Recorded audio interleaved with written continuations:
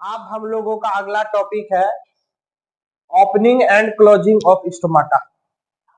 ठीक है, ये हमारे एनसीईआरटी वाले सिलेबस में है। मुंह से हाथ हटा। चलो, अगला टॉपिक है हमारा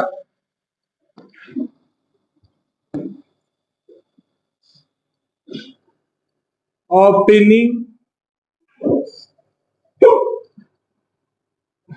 and closing.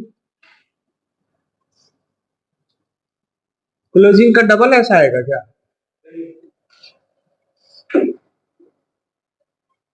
Opening and closing of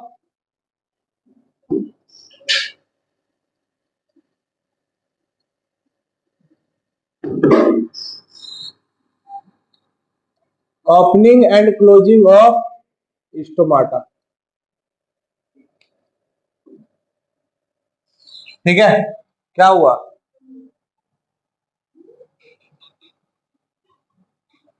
opening and closing of stomata. मैंने बोला क्लोजिंग का स्पेलिंग सही है। अब देखो, सबसे पहले स्टोमाटा का डायग्राम बनाते हैं। ठीक है, तो स्टोमाटा का डायग्राम अगर बनाया जाए, ध्यान से सुनो। स्टोमाटा का डायग्राम अगर बनाया जाए तो इस तरीके से मैंने कहा था, एपिडर्मिस सेल जो होता है,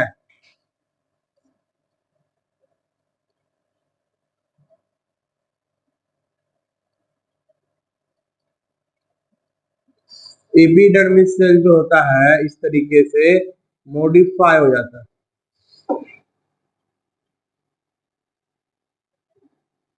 है ना, एपिडर्मिस सेल जो है मॉडिफाई हो जाता है इस तरीके से।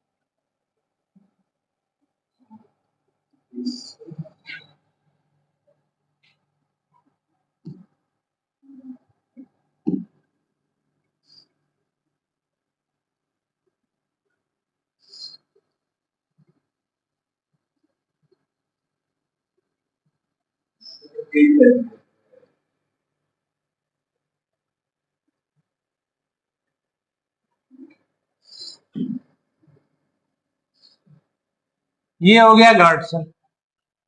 ठीक, अब ये जो गार्ड सेल होता है इसके अंदर में प्रेजेंट होता है, शायद तुम लोग को ये पढ़ाया है टिश्यू में 9th क्लास में। इसके अंदर छोटे छोटे ऐसे धागे होते हैं। ठीक है, ऐसे छोटे छोटे थ्रेड होते हैं इस तरीके से।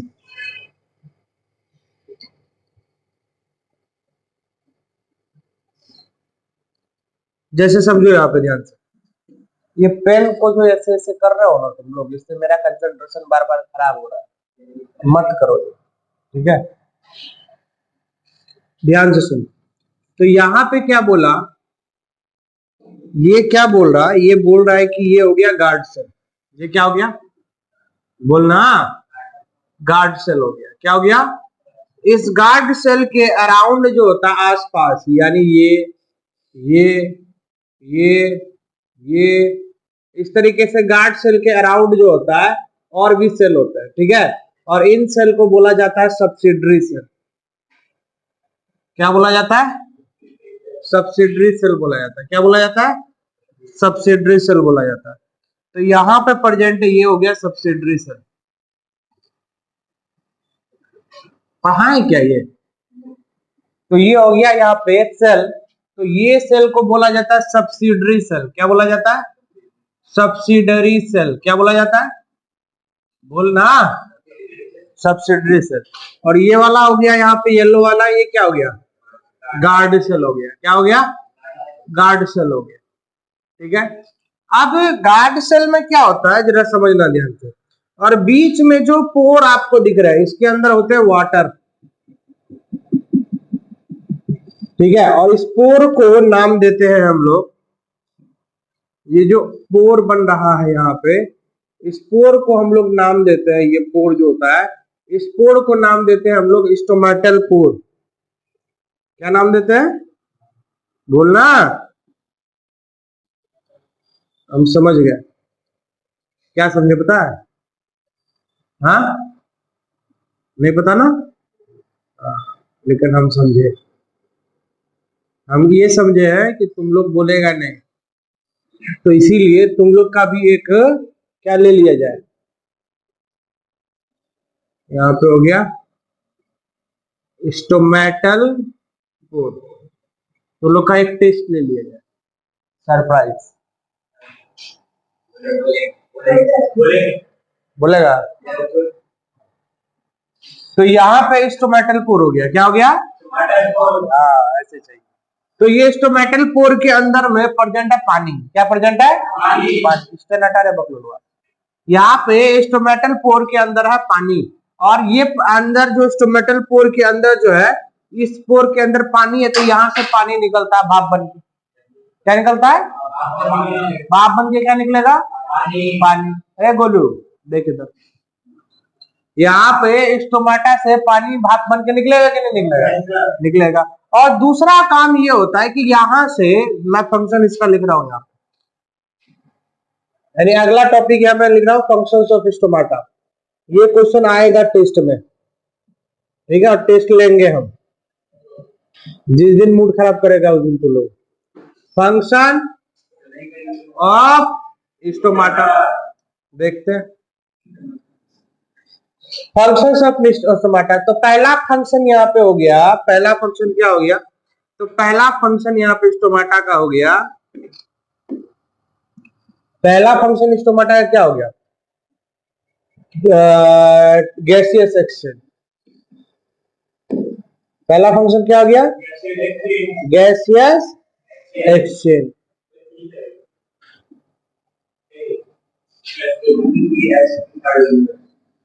GASEOUS, gaseous exchange. Gaseous exchange जो होगा, जैसे कि CO2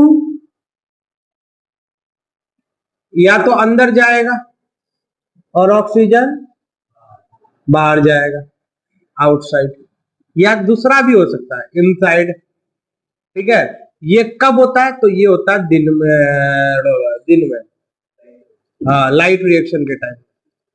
किस टाइम में? लाइट रिएक्शन नहीं, दिन कह देता हूं, डे टाइम होगा ये। और CO2 बाहर जाएगा, outside. CO2 outside, oxygen inside. कब जाता है ये? नाइट में जाता है। और किससे होके जाता है? किससे होके जाता है? स्टोमाटा के थ्रू हो जाता है। तो स्टोमाटा का पहला फंक्शन क्या लिखोगे? Gaseous exchange. ठीक है। CO2 गैसेस का एक्सचेंज होगा स्टोमाटा में। अब फोटोसिंथेसिस हो रहा है तो कार्बन डाइऑक्साइड चाहिए कि नहीं चाहिए? बोलना। अरे मुंह से बोल। CO2 अगर फोटोसिंथेसिस हो रहा है, कार्बन डाइऑक्साइड चाहिए कि नहीं चाहिए? चाहिए। तो कार्बन डाइऑक्साइड चाहिए तो वो CO2 ले लेगा और ऑक्सीजन को छोड़ देगा। बात है समझ में? तो ये हो गया।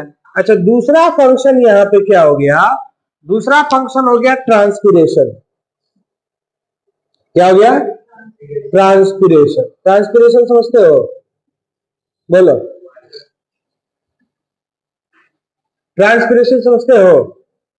Transpiration, loss of water, loss of water in the form of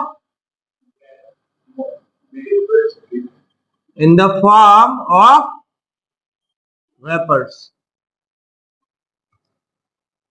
ये वेपर्स का स्पेलिंग सही लिखे क्या?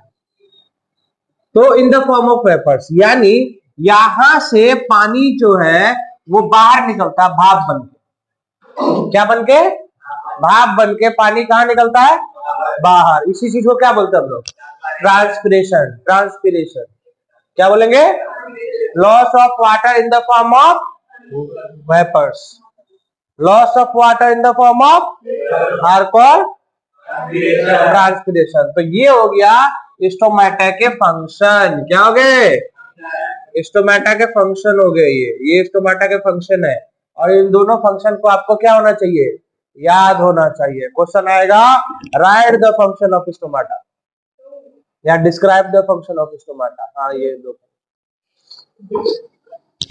हाँ बिल्कुल लिखो, लेकिन एक बात और सुन लो तब लिखना। अब एनसीईआरटी में तुम्हारा बोला गया है कि opening and closing of stomata is depend upon के प्लस आयन। ठीक है, के प्लस आयन पे स्टोमाटा का ओपनिंग और क्लोजिंग होता है। तो पहले लिख लो, उसके बाद हम बात करते हैं।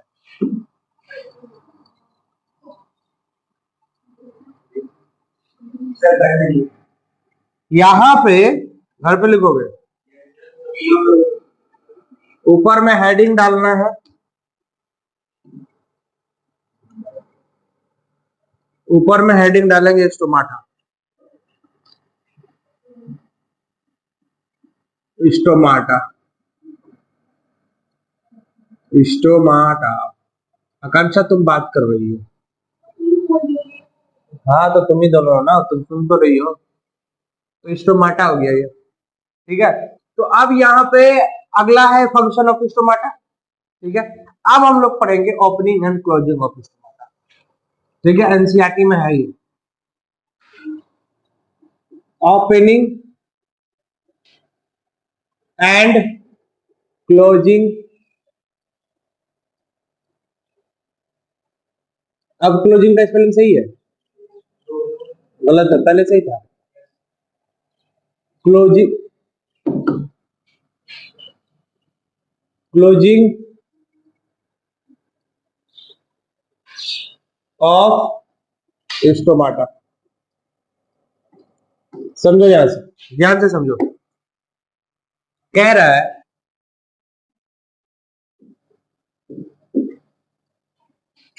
Opening and closing of stomata, closing of stomata is depend on K plus ions। K plus ions, तो K plus ions की वजह से स्टोमाटा ओपन होगा और क्या होगा? क्लोज। चलो बना के देखते हैं। जैसे कि मान लेते हैं यहाँ पे स्टोमाटा जो है यहाँ क्लोज है, ये स्टोमाटा क्लोज है, स्टोमाटा क्लोज है। यहां लिख दिया क्लोज स्टोमाटा, क्लोज स्टोमाटा। अब क्या होगा, जैसे ही ये स्टोमाटा यहाँ पे क्लोज दिखा रहा है, समझोगे जानते, स्टोमाटा अच्छा बना ले।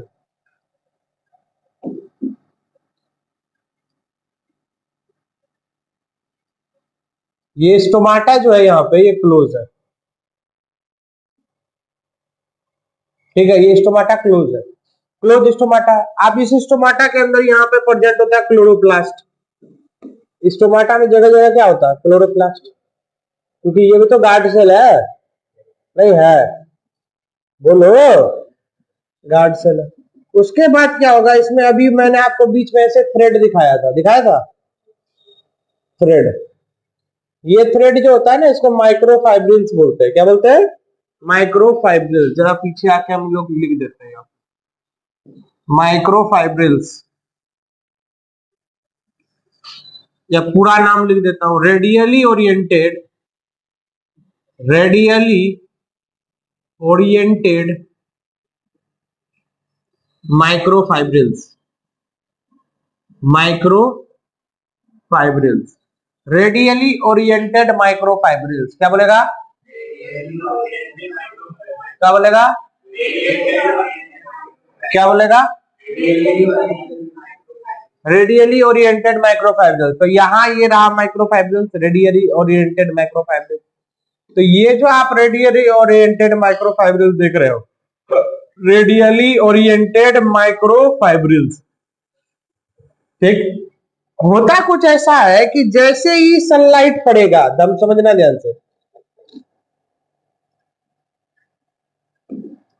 जैसे ही सनलाइट पड़ेगा, यहां पे सनलाइट फॉल करेगा, सनलाइट फॉल करने की वजह से इसके अंदर फोटोसिंथेसिस स्टार्ट हो जाएगा गार्ड सेल के अंदर। और गार्ड सेल में अभी यहाँ पे क्या है, ये अभी क्लोज है, ये जो है अभी क्या है, ये क्लोज है, स्टोमाटा क्लोज है, स्टोमाटल जो है वो क्लोज है।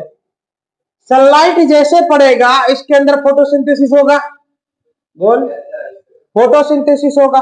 अब फोटोसिंथेसिस होने के दौरान इसके अंदर ग्लूकोज बनना शुरू हो जाता है, लेकिन साथ ही साथ आस पड़ोस का जो सब्सिडरी सेल है, आस पड़ोस का क्या है, सब्सिडरी सेल, तो इस सब्सिडरी सेल से, इस यहां पे बना देता हूं एक दो को बस, इस सब्सिडरी सेल से यहां पे के प्लस आयन जो है, कौन सा आयन, के प्लस आयन जो है इनसाइड आने लग जाता है।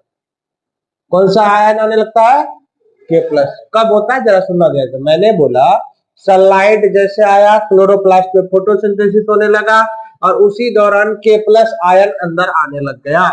कुछ देर के बाद जब के प्लस अंदर आके भर जाएगा, कुछ देर के बाद जब के प्लस क्या होगा, आके अंदर भर जाएगा, जब के प्लस आके अंदर भर जाएगा तो उस कंडीशन में यहां पे के प्लस भरने की वजह से, समझना ध्यान से, के प्लस आयन का कंसंट्रेशन यहाँ पे ज्यादा हो जाने की वजह से, ध्यान से समझना, के प्लस आयन का कंसंट्रेशन यहाँ पे ज्यादा हो जाने की वजह से, के प्लस अंदर भरने की वजह से, के प्लस का कंसंट्रेशन ज्यादा होने की वजह से अब क्या होगा, बाहर वाले सेल से वाटर घुसना शुरू हो जाएगा। कौन आने लगेगा, वाटर। क्यों आया, क्योंकि के प्लस आया। और आपको पता है ऑस्मोसिस पढ़े हो क्या, ऑस्मोसिस पढ़े हो, जब सॉल्यूट का कंसंट्रेशन जिस साइड बढ़ता है पानी उधर ही जाने लगता है। सुने हो ये बात, नहीं पढ़े, ऑस्मोसिस पढ़े हो, ऑस्मोसिस में यही था, diffusion of water from their high concentration to low concentration through their semi permeable membrane, पढ़े हो। तो यहाँ पे वाटर जो है अंदर आने लगा, और जैसी वाटर अंदर आने लगेगा, वाटर अंदर आने लगेगा तो उस कंडीशन में पानी अंदर भरने लगेगा।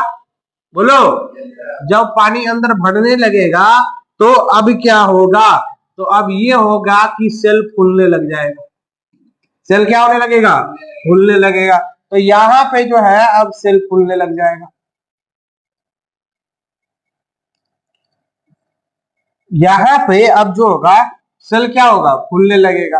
तो जब फूलने लगेगा सेल तो हम आसपास की चीजों को मिटा रहे हैं,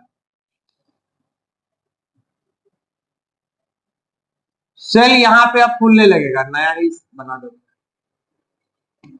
सेल यहां जो है गार्ड सेल, इस तरीके से गार्ड सेल जो है यहाँ पे, गार्ड सेल जो है वो फूलने लगेगा,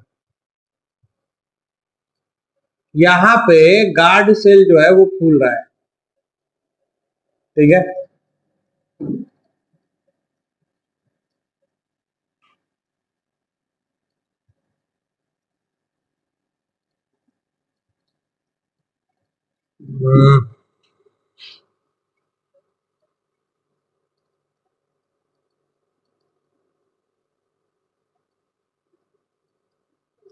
गार्ड सेल फूलने लग गया।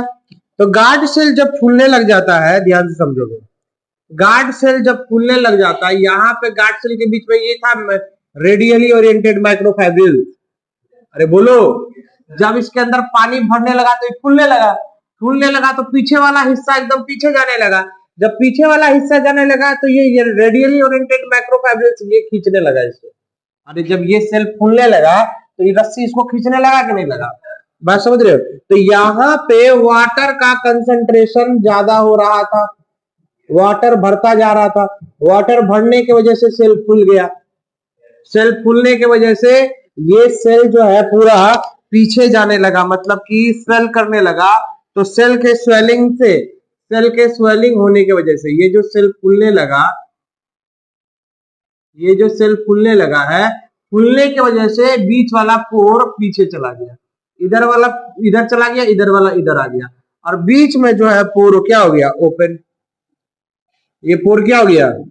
ओपन हो गया। तो यहाँ पे पोर जो है वो हो गया ओपन, ये पोर क्या हो गया? ओपन। तो यहाँ पे स्टोमाटा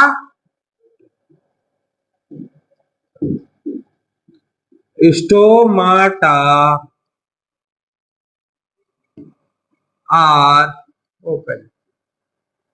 तो यहाँ पे स्टोमाटा ओपन हो गया, स्टोमाटा खुल गया, और स्टोमाटा खुल गया तो अब चीजें होंगी। लेकिन जैसे शाम होगा, जैसे क्या होगा? शाम होगा। जैसे शाम होगा और सनलाइट जो है वो नीचे कम हो जाएगी, तो के प्लस आयन अब इस सेल से बाहर निकल जाएगा, और के प्लस आयन निकलेगा तो सेल के अंदर से क्या निकलेगा? वाटर। और सेल के अंदर से वाटर निकलेगा, वाटर निकलने की वजह से गार्ड सेल क्या हो जाएगा? श्रिंक हो जाएगा, बंद हो जाएगा। गार्ड सेल जैसे बंद, मतलब पानी कम होने लगी, मुरझा गया। जैसे ये गार्ड सेल मुरझा गया, इधर से भी मुरझा गया, तो अब क्या होगा? ये अपने जगह पे आ जाएगा, और जिसकी वजह से स्टोमाटा वापस क्या हो जाएगा? बंद हो जाएगा। नहीं समझ में आया ना? किसको किसको नहीं आया समझ में? हाथ ऊपर करो। इसको छोड़ के, जयजीत घोष को छोड़ के, इसको तो नहीं आया होगा, हमको पता है। अभी भगाते हैं तो भगाते। समझ में आया? जल्दी से इसको छापो। कोई क्वेश्चन दे रहा है? क्वेश्चन देखो जल्दी। हाँ देखो। हाँ जल्दी करो, हम क्वेश्चन टाइप कर रहे हैं। सुनो ध्यान से। अभी क्या बोल रहा है? उत्कर्ष ने पूछा कि सर आप बताइए, यहाँ पे एनसीईआरटी में लिखा हुआ है, एनसीईआरटी में लिखा हुआ है रिडक्शन, एनसीईआरटी में लिखा हुआ reduction, reduction of carbon dioxide, यही बोला ना? Reduction of carbohydrate into carbon dioxide to carbohydrate, NCERT में ये लिखा है, सही बात लिखा है। कैसे सही बात लिखा है? तो देखो ध्यान से, यहाँ पे हम क्या बोलते हैं, ये तुम लोगों को शायद हम नहीं बताए या बताए होंगे। अगर कोई मॉलिक्यूल है, इस मॉलिक्यूल से अगर हाइड्रोजन निकल रहा है, इलेक्ट्रॉन निकल रहा है, ठीक है, या फिर यहाँ पे ऑक्सीजन एंटर कर रहा है, इन तीनों में से कोई केस हो जाए तो इसको हम लोग बोलते हैं ऑक्सीडेशन। क्या बोलते हैं? ऑक्सीडेशन, है ना? कोई केमिकल रिएक्शन से हाइड्रोजन निकल रहा है, क्या निकल रहा है?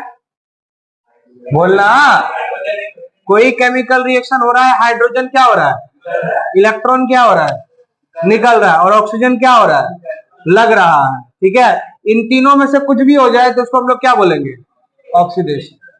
कोई भी चीज हो जाए, तीनों में से कोई एक भी, अगर कोई केमिकल रिएक्शन में, अगर कोई केमिकल रिएक्शन में हाइड्रोजन लग रहा है, ऑक्सीजन इलेक्ट्रॉन लग रहा है, और ऑक्सीजन क्या हो रहा है, इसको क्या बोलेंगे?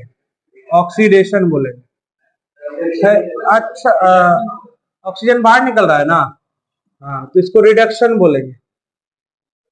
क्या बोलेंगे? रिडक्शन। अब आओ यहां, CO2 के साथ, यहां देखो CO2 जुड़ा था, अरे C3 साइकिल देखो, यहाँ पे कार्बोक्सिलेशन हुआ था तो CO2 जुड़ा।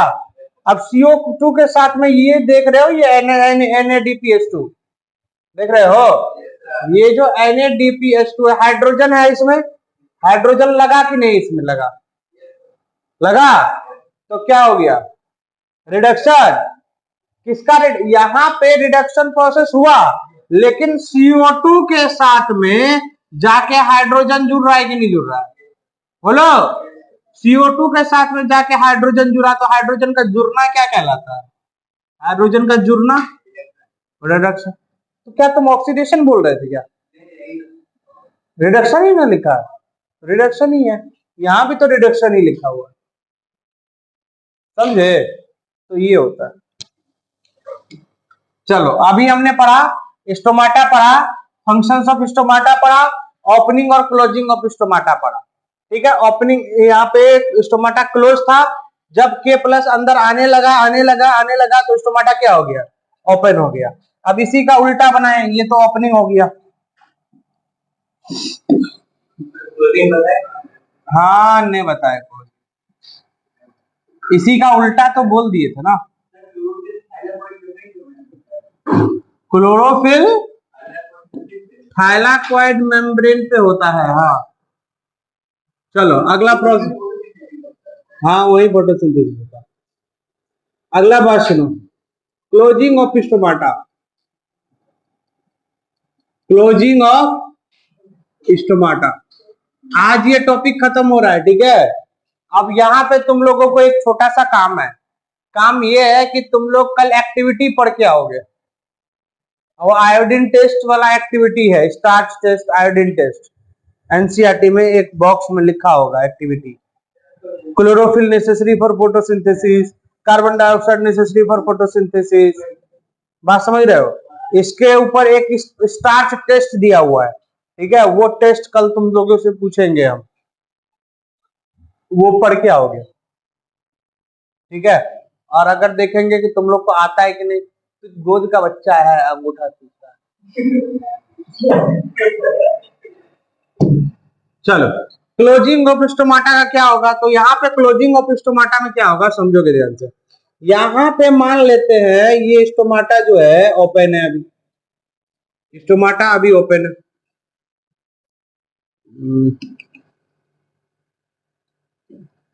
यहाँ पे स्टोमाटा जो है वो क्या है? ओपन। फिर नहीं बोल रहा है, ओपन। स्टोमाटा यहाँ पे ओपन। हाँ हाँ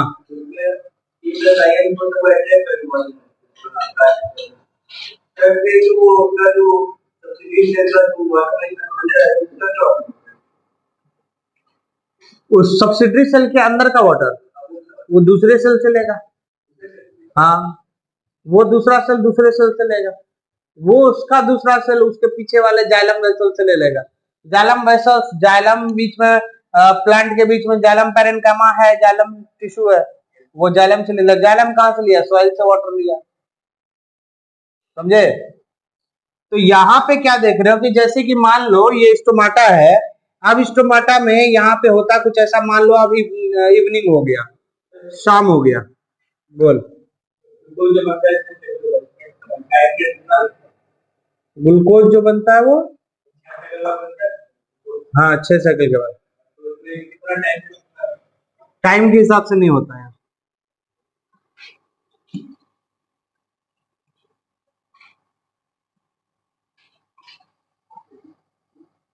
टाइम के हिसाब से नहीं है, डिपेंड करता है इन्वायरमेंट में, CO2 का कंसंट्रेशन, बहुत सारी कंडीशन डिपेंड करता है, तो इसलिए टाइम की बात नहीं कर पाएंगे हम लोग। वेरिएबल होता है, वेरी करता है, अलग अलग प्लांट में अलग अलग टाइम टेकिंग है, समझे बात को? चलो ध्यान से सुनो रे। यहाँ पे क्या हो गया कि ये जो स्टोमाटा देख रहे हो, ये स्टोमाटा अभी ओपन है, ठीक है। Stomata are open, stomata are open. तो यहाँ जो ओपन है स्टोमाटा, ओपन होने की वजह से यहाँ से सब कुछ लॉस हो रहा। अब आ गया इवनिंग का समय आ गया, या नाइट, मान लो नाइट आ गया। जब नाइट आएगा तो नाइट में क्या होगा कि इसके अंदर जो यहाँ पे आप क्लोरोप्लास्ट देख रहे थे, है ना, इस क्लोरोप्लास्ट में फोटोसिंथेसिस होना बंद हो गया। फोटोसिंथेसिस क्या होना हो गया? बस जब फोटोसिंथेसिस होना बंद हो गया, तब इसके अंदर जो है सॉल्यूट का कंसंट्रेशन, मतलब इसका जो K प्लस है, क्या है? K प्लस, ये K प्लस बाहर निकलने लगा। K प्लस क्या होने लगा? बाहर। ये K प्लस जो है अंदर जो आया हुआ था, ये K प्लस कहाँ चला गया? बाहर वाले सब्सिडरी सेल में। बाहर में सब्सिडरी सेल था, तो ये के प्लस कहां जाने लगा, ये के प्लस कहां जाने लगा, के प्लस जो है बाहर जाने लगा, और के प्लस बाहर जाने की वजह से वाटर भी क्या होने लगा, बोलो, वाटर भी सेल से क्या होने लगा, बाहर जाने लगा। जब वाटर सेल से बाहर जाने लगा तो सेल क्या हो गया ना, के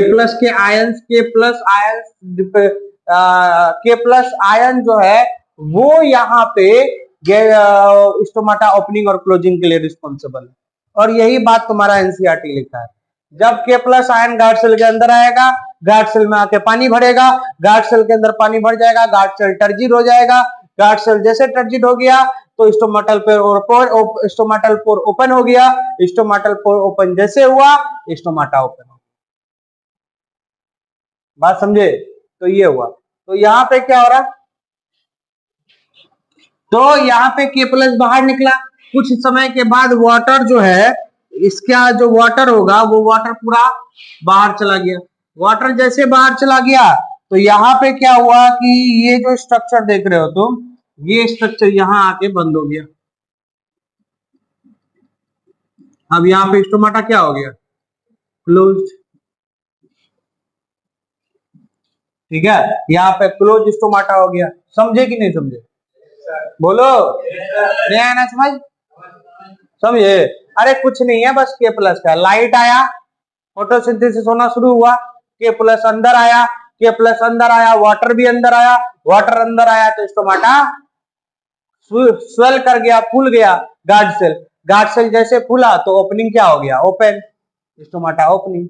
और अब शाम हुई, लाइट आना बंद हो गया, उसके बाद फोटोसिंथेसिस कम हो गया, और फोटोसिंथेसिस कम हुआ तो के प्लस आयन बाहर जाने लगा, के प्लस आयन बाहर गया तो पानी भी बाहर गया, पानी बाहर गया तो सेल फ्लैसिड हो गया, सेल श्रिंक कर गया। सेल जैसे श्रिंक करा तो इसके अंदर जो है सेल अपने पोजीशन पे आ गया श्रिंक करने के बाद, और स्टोमाटल पोर क्लोज हो गया।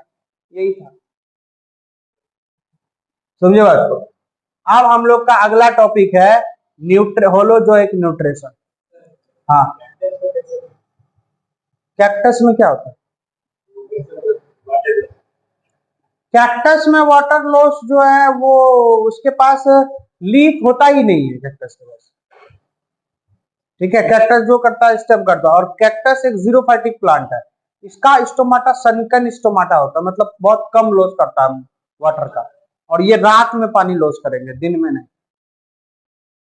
ठीक है, क्योंकि ये लोग डेजर्ट पे उगते हैं तो इन लोग को वाटर अपना बचाना होता है, कम पानी में रहने वाले ऑर्गेनिज्म, समझे। चलो आगे बात करते हैं। ये लिख लिया सब, ये नहीं लिखे, फोटोसिंथेसिस खत्म हो गया, फोटो खींच लेंगे। चलो आगे बढ़ते हैं। अब अगला टॉपिक है हमारा, टाइम बताओ जरा,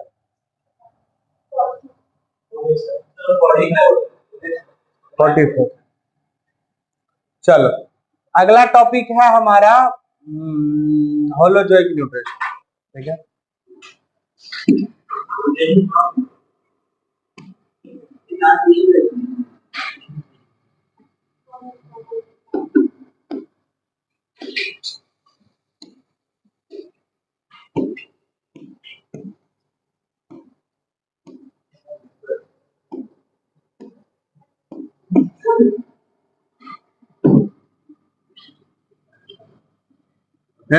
ध्यान सुनो, होलोजोइक न्यूट्रिशन क्या है, होलोजोइक न्यूट्रिशन। अब होलोजोइक न्यूट्रिशन जो होता है, इसमें हम लोग बात किए हैं पहले भी, होलोजोइक न्यूट्रिशन में बात किए हुए हैं पहले भी हम लोग कि यहाँ पे सॉलिड या फिर लिक्विड फॉर्म में हम लोग फूड लेते हैं। बात समझ रहे हैं, फूड जो होता है वो किस फॉर्म में होता है, सॉलिड या लिक्विड फॉर्म में हम लोग जो अपना फूड खाते हैं, वो फूड यहाँ पे जो होता है वो क्या होता है,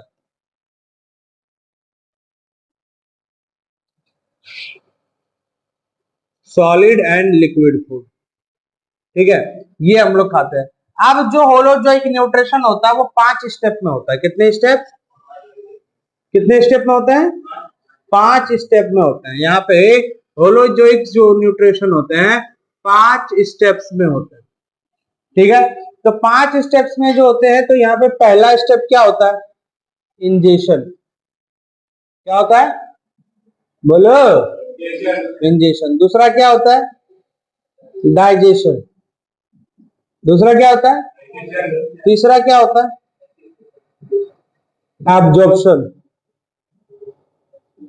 एब्जॉर्प्शन। चौथा क्या होता है? एसिमिलेशन।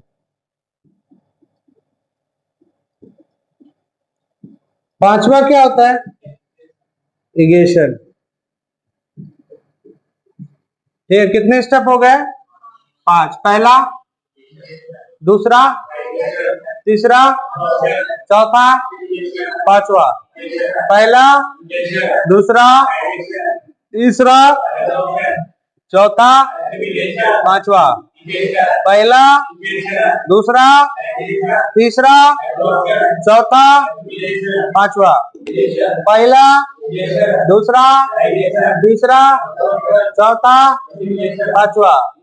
पहला, दूसरा, पहला इंजेशन, पहला, दूसरा, तीसरा, चौथा, पांचवा।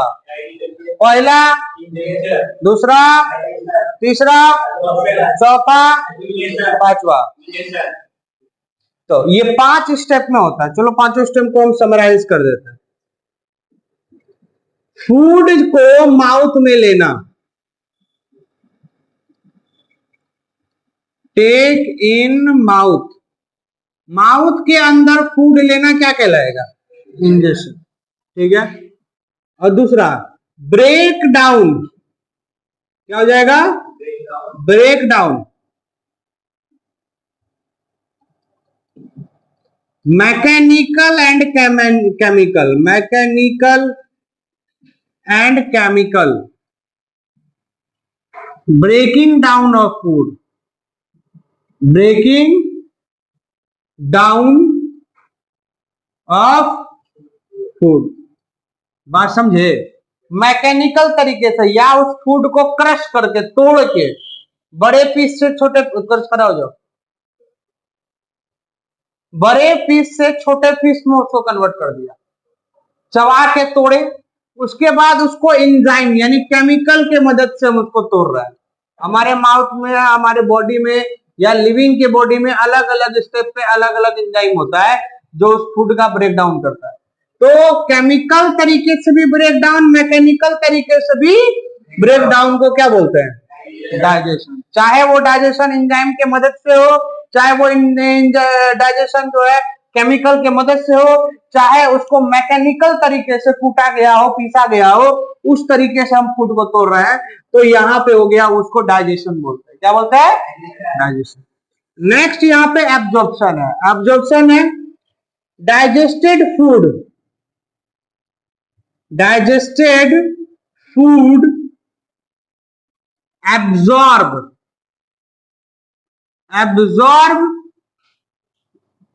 इनसाइड बॉडी, या इनसाइड बॉडी से बेहतर होगा डाइजेस्टेड फूड एब्जॉर्ब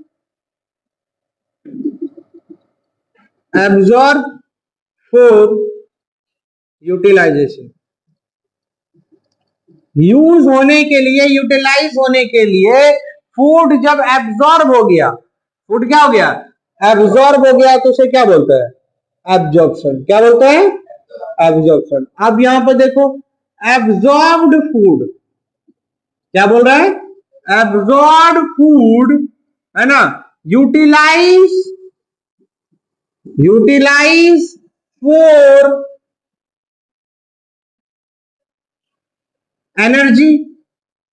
एनर्जी के लिए उसको यूटिलाइज करना, ग्रोथ के लिए उसको यूटिलाइज करना, रिपेयर के लिए उसको यूटिलाइज करना, है ना।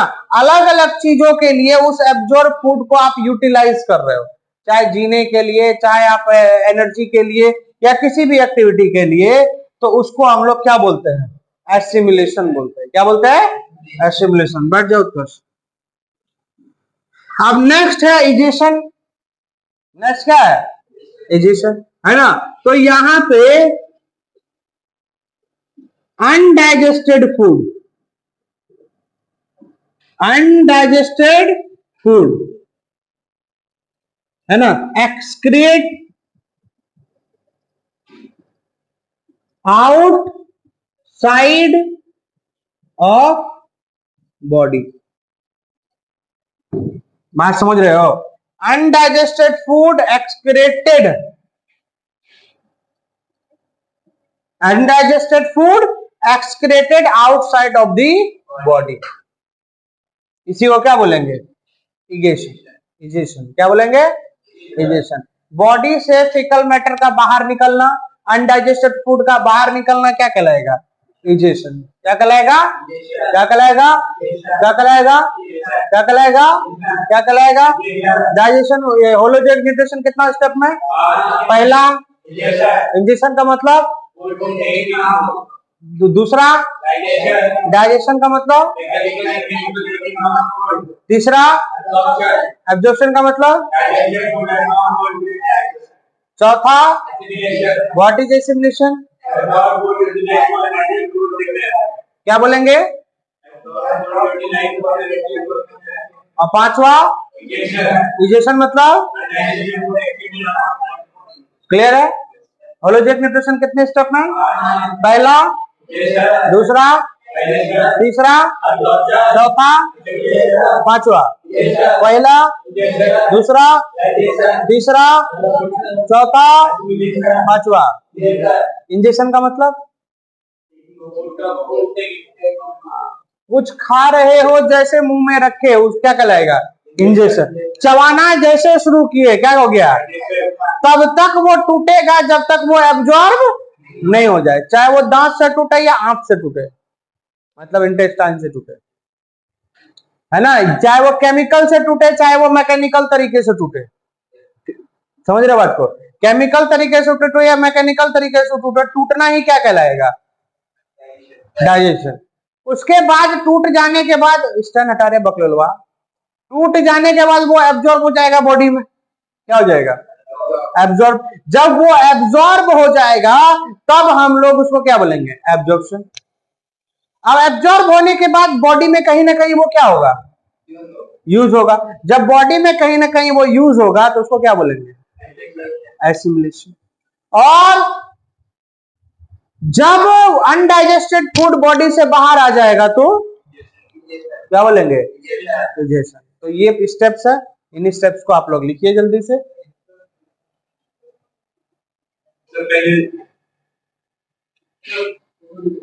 फोटो लेगा, चलो आगे बढ़ते हैं, लिख लो।